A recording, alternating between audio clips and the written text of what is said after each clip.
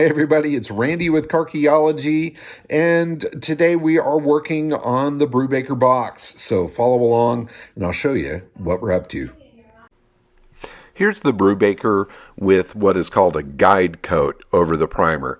Now the guide coat is a real thin coat of a darker color that gets sanded off of the body basically, but it's used as a great way to bring to light any sort of scratches or remaining pits or holes in the body, because as you sand away that dark color, you still see the dark color down in the holes and stuff. And it's a simple technique. Anybody that's ever painted a car has dealt with that. But if you're just watching and you've not done that, it's a fun little technique. And it makes a big difference in the final result when you actually put a top coat on it and clear it.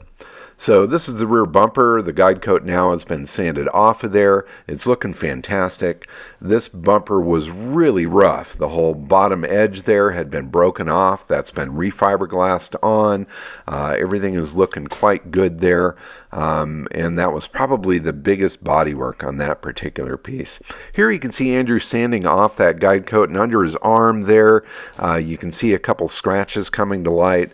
Those are going to be handled with a glazing putty that gets smeared on there and then sanded off. And then we may end up with some more primer on there, but probably not. I think we're going to be good with the body just the way that it is. In any case, it's a neat process to watch happen, to see it get ugly, then get pretty, then get ugly again. It's all the process of painting a car and making it look decent. And it's really fun to watch Andrew work here at the lab. So looking really, really good. Just a couple more little spots to go after. But this thing feels so incredibly smooth. Super stoked about it. We just had it wet. You can sight down the sides of it. Looks glossy, smooth, and beautiful. Just a couple little scratches here to still sort out. Gonna putty those up and a little more sanding, and then she will be pretty much ready to go. I'm really, really super excited here.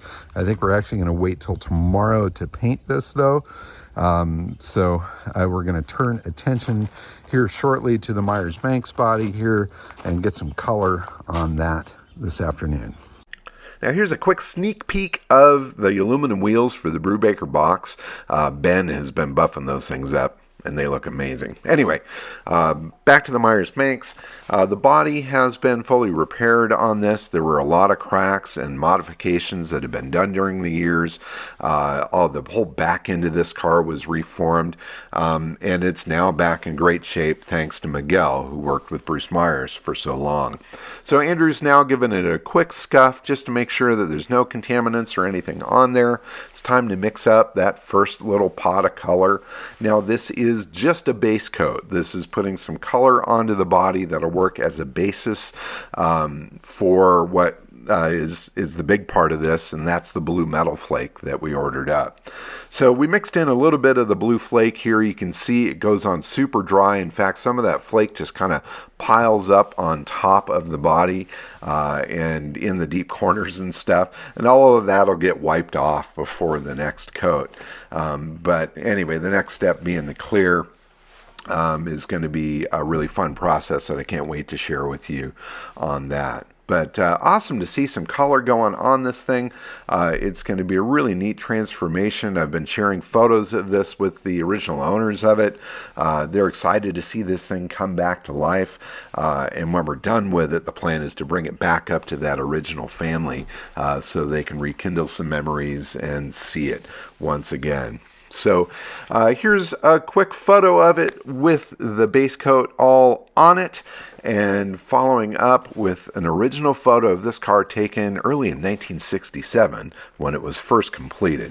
Really fun.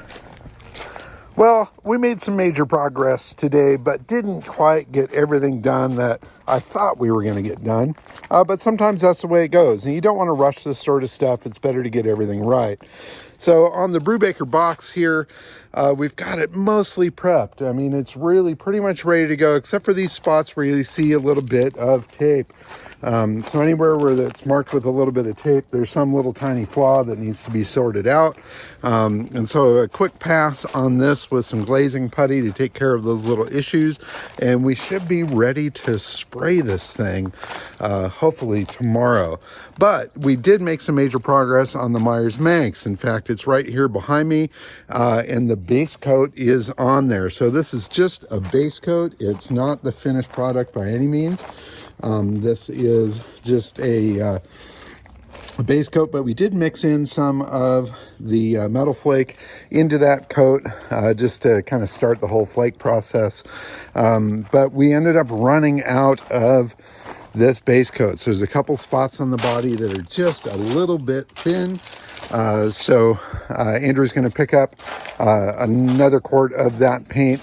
We're going to go over it first thing in the morning, give another real good base coat on that, and then start layering on the clear, or layering on the flake. So we'll do a coat with just the flake in a clear base, and then do clear over the top of that.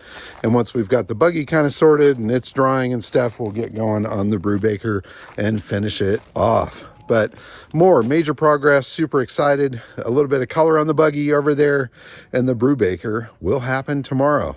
But it's time for a bratwurst and a good Beck's beer, so that's what I'm off to. But thanks for watching. I hope you're enjoying the process. We're kicking our butts this week, but we're having a really good time doing it. So keep on digging them up and driving them, everybody. Bye-bye. Yeah.